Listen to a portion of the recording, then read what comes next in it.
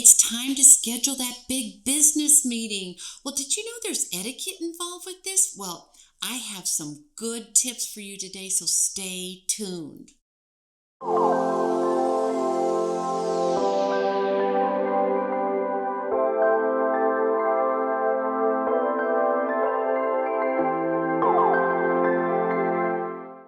Well, hello and welcome.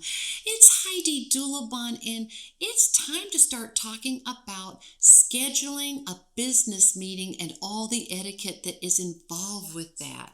Yes, because there is etiquette involved because you want this meeting to be successful. You want the attendees to feel like it was worthwhile, and it all starts with the scheduling. It's that important. So I have 5 do's and don'ts for you today. So let's just go through them because I want your meeting to be the best anyone's ever attended. All right, but you know what? Before we dive in, would you please be so kind, hit that subscribe button, join us, and please keep coming back. Tune in all the time. We're posting a new video, new content almost every day. And I want you with us, and I want to know what videos you'd like to see in the future. We'll make them.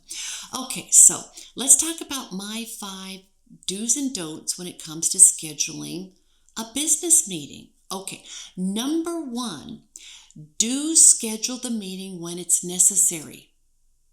But don't just schedule a meeting for meeting's sake.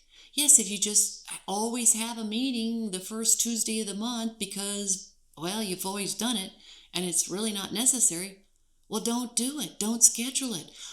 Do schedule the meetings when you need to meet and be very picky about that. Right. Do you really need to meet? Everybody's so busy. Everybody's burnt out on meetings, right? So just schedule them when they are really necessary. Okay, number 2, be respectful of time. Yes, do realize that everyone is so crazy busy, overworked, understaffed, and no one has any extra time, not an extra minute in their day. So be respectful of that, and don't schedule a 60-minute meeting when 30 would be fine. So be respectful of time. Okay, number 3 is be aware of the attendee list. Do figure out who are the most critical attendees for this meeting. Don't send out a million different emails back and forth. Well, this one can meet that day, but not then. How about you? This one, that one. And you have this enormous email chain of all these things back and forth, and you don't really care. Just tell me when the meeting is. Don't be a pest. So determine who are the most important, most critical attendees of this meeting, and then schedule around their availability. Make the meeting time when it's best for most. There are many tools out there to help you with this, something such as Calendly. So use something like that, or whatever system you have at your organization. Calendly is really kind of nice, but you probably have something you love. So be respectful of that, okay? All right, coming in at number 4 is be crystal clear on the purpose of the meeting. Yes, you've determined the time. Okay, great. Now you're sending out the meeting invitation. So don't just say meeting on Monday at 3. Meeting about what? No, be very specific. Don't just be vague. Don't say, nothing really. Just meeting on Monday at 3. No, be very specific. This meeting is about XYZ, ABC, whatever. Be very specific. I like to take it 2 or 3 steps further, and I think then you should make sure everyone is well aware of the meeting platform. In person, online, is it virtual, or is it a hybrid?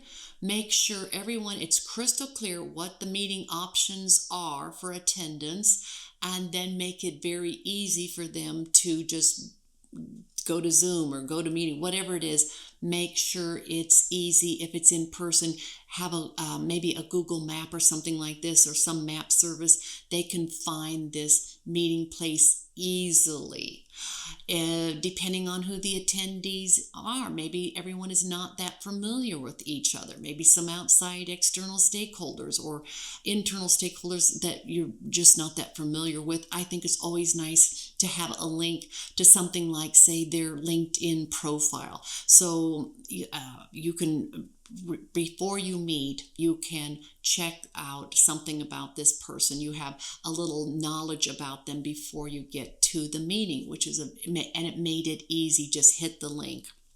Okay, I also think that it's nice to have a phone number for last minute issues that come up and you're not quite, something came up, I can't attend, or I'm going to be late, whatever has happened, and you don't know how to really get hold of someone. Will they really check their email now? No. Have a number where someone can easily just hit the number and they can text, dial, whatever. There is a contact for last minute issues. I like to take it one more step forward and attach the agenda.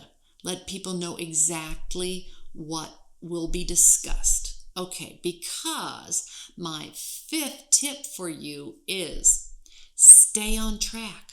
Yes, you're not wasting anybody's time. We know the meeting, we know the agenda, we know a little something about the attendees, and we know exactly where this meeting's going to be. So stay on track, stay on the agenda.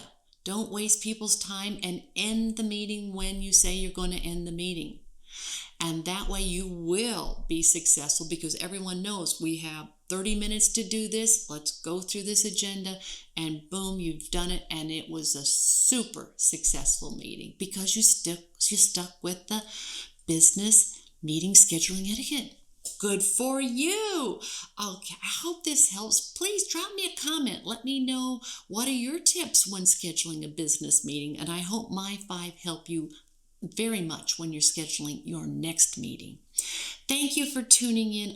I appreciate your time. You've took time from your day. Thank you for taking the time. Thank you. And as I always say, please be kind. Thank you.